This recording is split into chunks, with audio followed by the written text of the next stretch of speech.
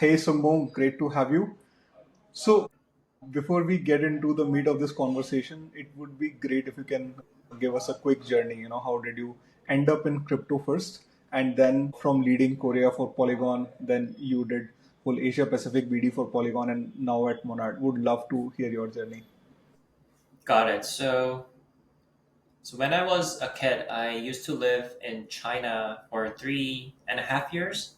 I went to international school, so that's where I learned English and Chinese. So the reason that I went to China to live was because of my father's job, and he was diplomat. So I really wanted to become a diplomat because I thought it was really cool. So I came back to Korea when I was like middle school, and I just decided to study really hard to get in a nice university that I could become a really good diplomat. And I did get into a good college, and I was admitted to the major of international relations and political science. And yeah, and all the Korean had to go to military, and I spent 1.5 years, 1 year and 9 months in the military. But that was the turning point of my dream because I just really decided and felt I don't want to become a diplomat as a public official because I thought it was kind of like limiting myself to a specific box. And I just didn't want to live a boring life. I'm not saying diplomats are boring, but I just felt like it. So after I came back from college, I was thinking, okay, what are the things that could be interesting in this market and in this country as a capitalist country of Korea? I thought it'll be best to actually start my own business. And that's where I decided to experience startup. So I decided to go into the very early stage startups that our college seniors started. So I spent about 3 to 4 years in early stage startup, and then I thought, okay, I have learned enough. But if I were to raise some funds from a good VC, I think it would be good to have a good big name company from Korea. So I decided to join a IT company called Naver in Korea. So I spent a bit more than a year in Naver as a product manager, and that's when the COVID hit. And that was also when the NFT thing became a thing, right? So I thought that was a good business opportunity. And I met a co founder who was quite a technical focused and product focused. And I was able to add value in terms of the business relationship and raising funds. So I decided to raise fund for an NFT marketplace project. And the project name was One Planet. And we were able to secure funds from Hashed, Animoca, and Galaxy Digital. And that's 2021. So we successfully raised, and yeah, we started off. But the only thing was it was based out of Terra blockchain. So Okay. everyone knows what happened afterwards. So Terra went down and we couldn't do anything about it. And I thought as the ecosystem went down, our first mover advantage was not really there anymore. So I thought it was a time for me to move on. But I thought it was my last responsibility to migrate the product over to a good place. And the good place was Polygon. Okay. So that's when I got really close to the Polygon Studios people, Ryan Wyatt, Irvid, or those people. And after the full migration, I told those people that I'm leaving One Planet, and I was offered a job in the Polygon Studio as a BD for a gaming team. Back then, it wasn't regional based; it was a vertical based for Polygon. So I started as a gaming BD, but later I became the head of Korea to lead the business development. And then as team grew, I was able to lead the Asia Pacific for the BD team in Polygon. After spending quite a few time, I thought as an entrepreneur, I was able to do 0 to 1. And Polygon, I was able to do 10 to 100. but I was missing the opportunity to experience 1 to 10. And I thought it would be my time to leverage existing experiences to join very early stage projects. So that's when I thought I would try a new challenge and adventure. And that's when I joined Monad Foundation as a first hire at the Asia Pacific side as an APAC lead. And that is already 1 year and 3 months ago. So now currently I am serving as APAC lead at Monad Foundation. So anything related to Asia Pacific side, including business development, ecosystem, DevRel, or marketing, I am quite involved. Yeah, so that's where I'm at. So this is really exciting, and I think you have had a really amazing journey, right? So trying to become a diplomat and understanding everything about international relations, and now I'm sure that you have a much better understanding of how global economies work. Naver is probably the coolest company that I have ever visited. They have all sorts of robotic prototypes, and I'm talking about like 3 years back. They had all of these cool prototypes. So really, really, really cool. Amazing man. So thanks for sharing that. So let's get into the Monad ecosystem first. So I noticed two things which really caught my eye. So first was your program, which is called Monad Founder Residency, which I found really interesting. And I understand that this is a highly competitive cohort where early stage companies come and build from 0 to 1. So this one particular I found very interesting. So it's a cool way to bootstrap that ecosystem with solid projects. Second thing that I want you to double click on is your acquisition of PortalHQ, because that's again very interesting and very timely, because now all the so we are seeing a critical we are seeing a clear PMF around stablecoin payments and other related use cases. So it's very interesting that now you're trying to leapfrog the whole market by acquiring a critical infra piece. So I would love for you to double click into these two things and maybe in general give us an overview of what Monad ecosystem is looking like today and what are the plans for the second half of this year. Okay, so currently let's talk about the timeline first. So we have launched our testnet on February, and we're expecting our mainnet to be launched around late Q3 or early Q4. So it's quite close. And we have more than 250 ecosystem projects that are deployed on testnet side. So it's quite exciting for us to have those ecosystem projects. To chat more about the founder residency program. So the program is operated and led by our founder community lead called Perrine. And it's quite interesting program because we live together with those founders and we have two cohorts. And at the end of each cohort, we have demo day for them. And it's like a showcasing them in front of all the VC networks that we have.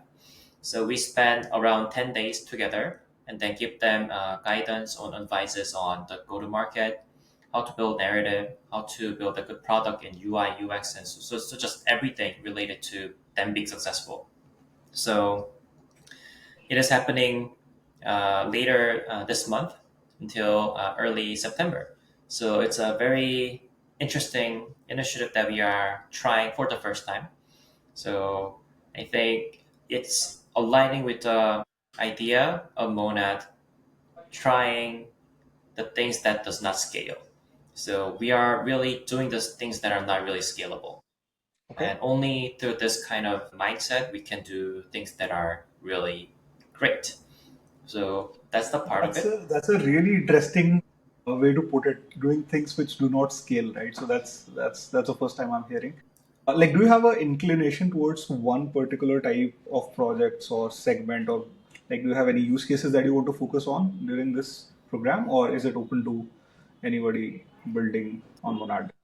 So we are intentionally staying away from staying and focusing on one specific vertical because we are trying to become a general L1 where any and all kinds of people and projects can come over and build freely without any constraint. So yeah, we don't have any focus area and we are actually focusing on many different things. Got it.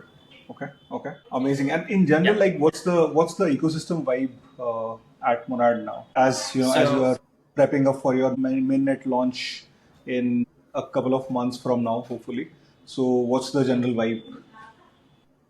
So I think most of the strong projects are already deployed because we are EVM compatible. Those projects were already built on other EVM chain, and those like blue chip projects are already committed to build on top of Monad, so they are coming over. And I think it is also very important for us to have a very good Monad native projects who are quite focused on the Monad ecosystem.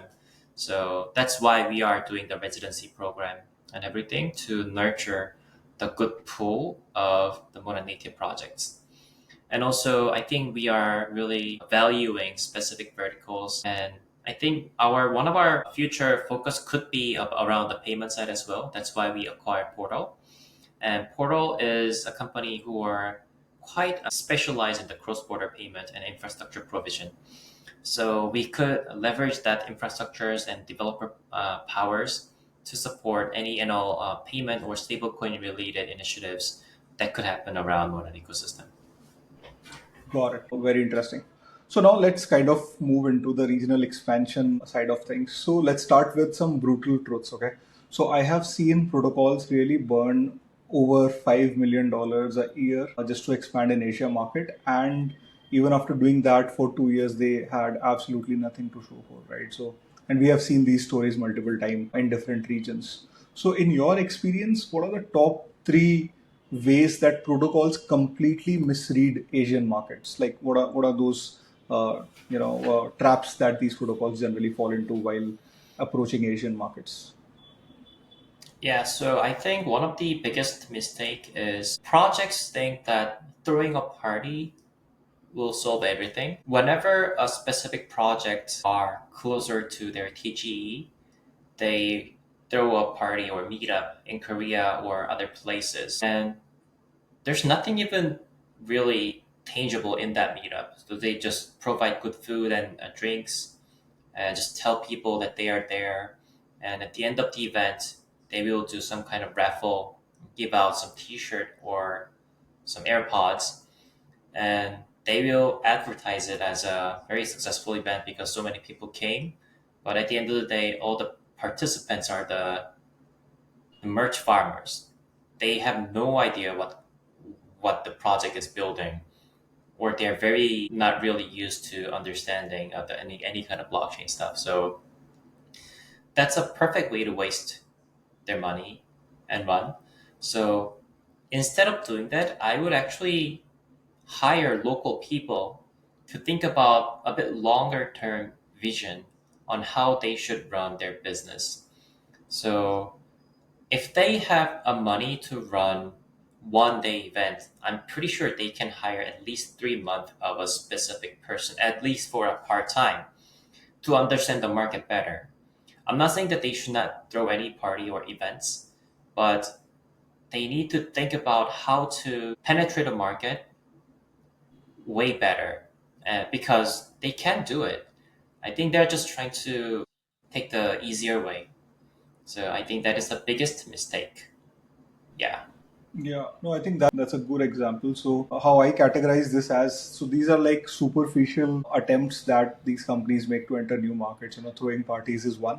And then another interesting one that I've seen at multiple places is that they want to just translate their docs to that particular language, maybe Korean or, Vietnamese or whatever geography they are approaching, and then they would just pray that somehow developers will discover and find this interesting and start building, which doesn't work.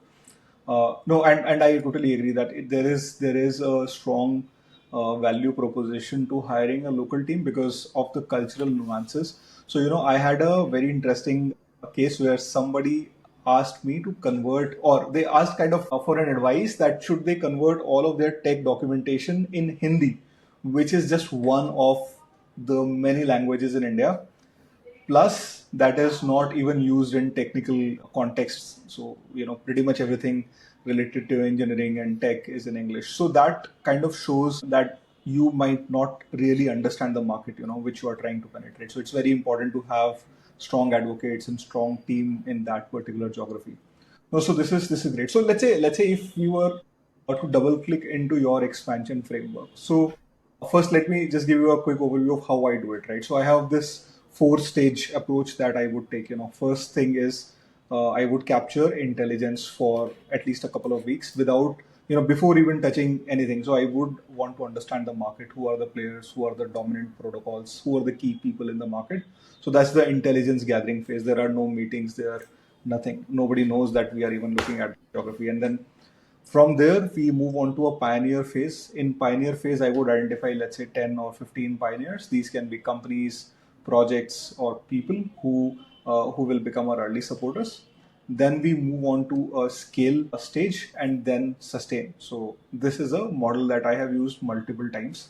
So let's double click on your expansion framework. Let's say you have 90 days and a limited budget. What's your systematic approach towards approaching a new market? Yeah, I think this is always coming down to prioritization because we only have limited resources. So I think, first of all, I will think about the product market fit first.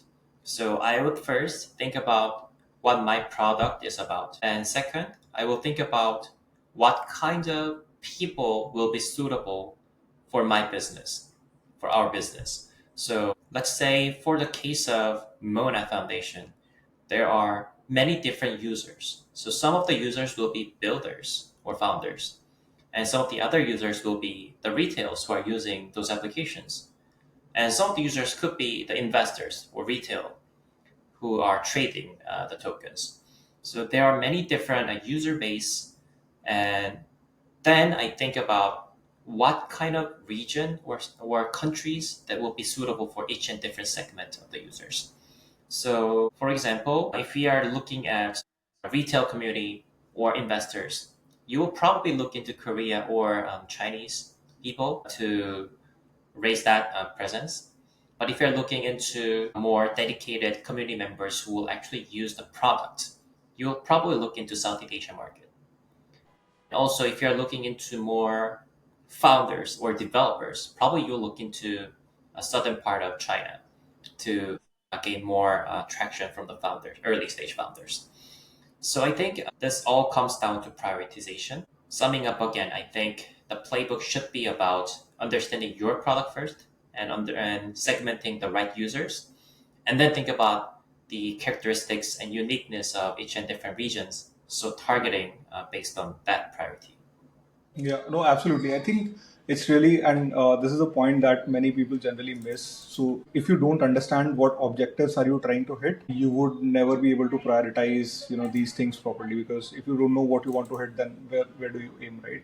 So, I generally use kind of, a quadrant approach. So, there are regions which are developer rich. There are regions which are developer poor. There are regions which are capital rich and capital poor.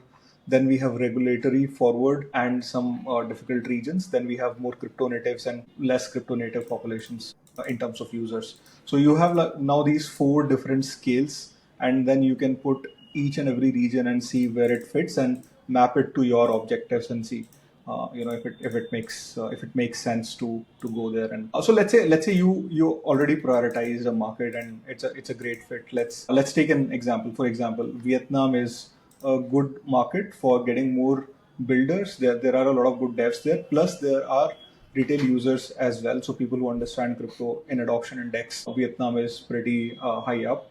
So how do you approach this now? So let's say you have Vietnam to penetrate for next 90 days, and you have $1 million. Like, how do you allocate that money? How do you approach? How do you start? So I will list up the core players within the region. Either that is already existing projects, but I would prioritize the local VCs to chat with to gain the most precise intels, and also the media companies locally.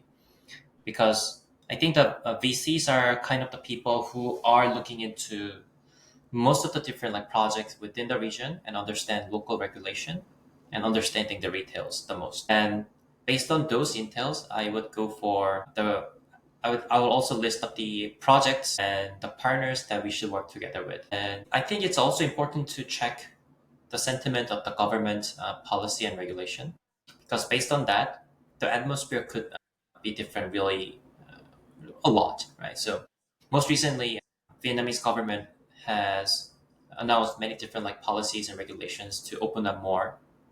So I would actually take that into consideration and then think about what could be the next opportunities that could happen within the enterprise side. because most of the time enterprises are not really trying out crypto side because of the regulation issue. But if the regulation opens up, I think they are the first ones to go into that specific area because there could be many different opportunities for them to make another revenue stream. So if there are potential enterprises that could be fitting to the Web3 side, I think that they will be my most prioritized partners to chase after. And also, if I could allocate some budget to make some business cases with them, and then if I am successful about making a good use case with them, I would actually use some budget into marketing those successful use case so that more long tail business case could be onboarded.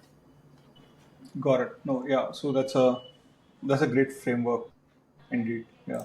So this kind of ties back to kind of gathering intelligence and then understanding the lay of the land before you start activating the market. So I think another question which is really important, and we see different kind of takes.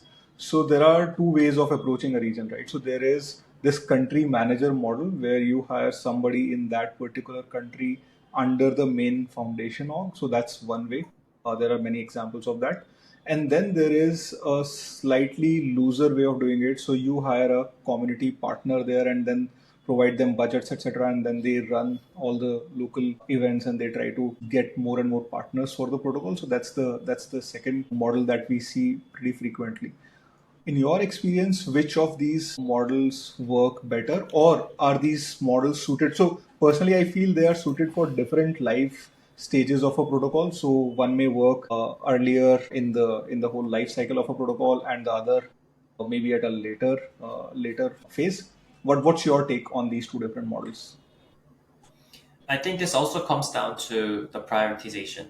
So if the country is your higher priority, you should definitely hire someone there. But if it's not, then you could also work with local agency or community partners. But I think when hiring a local person, I think not the founder, it doesn't have to be the founder, but the manager of those country managers should be able to already understand those regions to guide those country managers well. So, for example, it'll be really hard for me to manage, for example, Bangladesh because I don't know anything about Bangladesh. If I hire someone to take in charge of the Bangladesh, I probably will not be able to manage him very well, and it eventually will be very not successful hiring because there will probably nothing meaningful be done in that area. So when hiring for people, we need to hire someone who could actually delegate and trust based out of our own experiences rather than just blindly trusting them. Yeah. And in such cases, probably hiring a third party or a community team might be a better idea. So if you create clear-cut KPIs for them, clear-cut goalposts, then that might be a better idea. Because in terms of control, you don't have to have that management overhead. Right. This team can function independently. Yeah, so I think there is a merit in this, and I feel that this whole country manager structure, this works really well when you are pretty big, like when you already have over 500 people and the org is pretty big, pretty mature. Then the country manager org works really well. Otherwise, I think these satellite teams are really impactful if managed properly. No, so that's amazing. So let's move on to some more personal experiences. Like what's your biggest failure? So let's start there.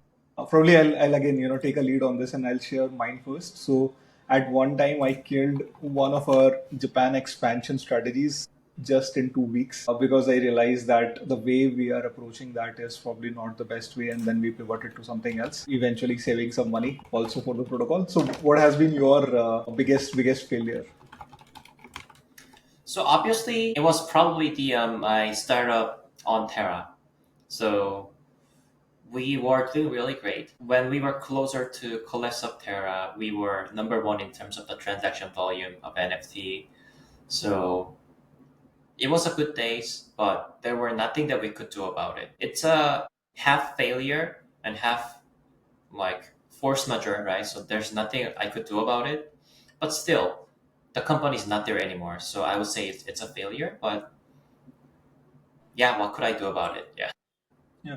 No, honestly, I wouldn't categorize that as a failure at all because and that's kind of a lesson for people who are entering crypto also, that crypto is a very dynamic space. You never know which moving part will fall off at what point, right? So this is the nature of this whole space, that things move very fast and you can't control everything. So I wouldn't really say that's a failure. It's probably a lesson in resilience, if anything.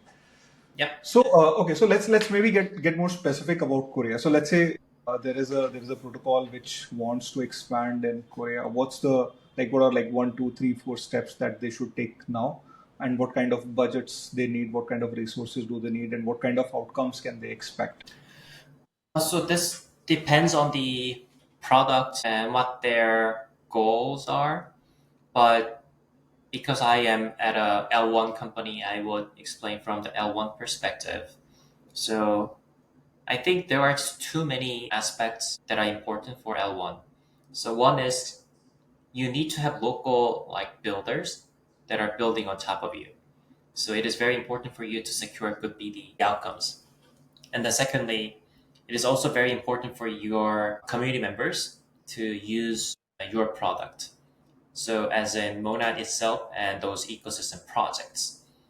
And thirdly, there should be a longer term brand awareness amongst long tail developers so that when they are considering a chain to build on top of, they, they should be able to come up with the name called Monad.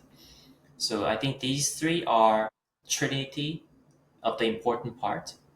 And if these are well suited and well established, I think many things could be easier for you, especially if you are looking into some good relationship with local VCs or local centralized exchanges. I believe they will reach out to you first because those local market awareness is very important for them.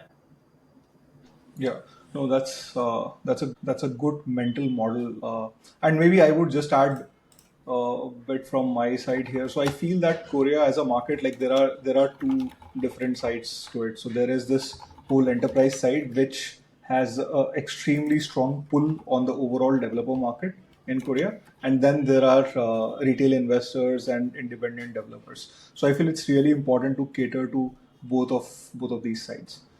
I really enjoyed this conversation. Thank you for candidly sharing all of these models. No problem. Yeah, I mean, this is also a very good chance for me to just rethink about it, and then just yeah, it's very interesting for me as well.